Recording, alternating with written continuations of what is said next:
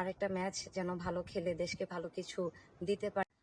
আলহামদুলিল্লাহ, দলের সবাই ভালো আছে। ছোটখাটো যে ইনজুরিগুলো আছে ওটা আমরা কাটিয়ে উঠেছি। আর টেকনিক্যাল ব্যাপারে কোচ হচ্ছে আজকে মিটিং আছে সন্ধ্যার দিকে। হেড কোচের পক্ষ থেকে যা মেসেজ দেওয়ার দিয়ে দিবে। আজকে আমাদের রিকভারি সেশন ছিল, সুইমিং ছিল, স্টিচিং ছিল, যারা গেম খেলেনি তাদের সামরিক জিম ছিল। তো সব মিলিয়ে আজকের দিনটা ভালো উপভোগ করেছি।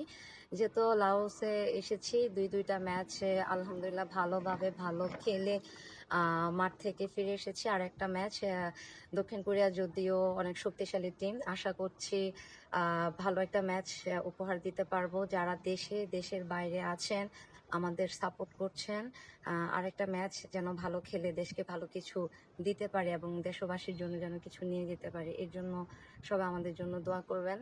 আরেকটা ম্যাচ যেন ভালো কিছু করে ইনশাল্লাহ আরেকটা হাসি সবার জন্য যেন নিয়ে যেতে পারে।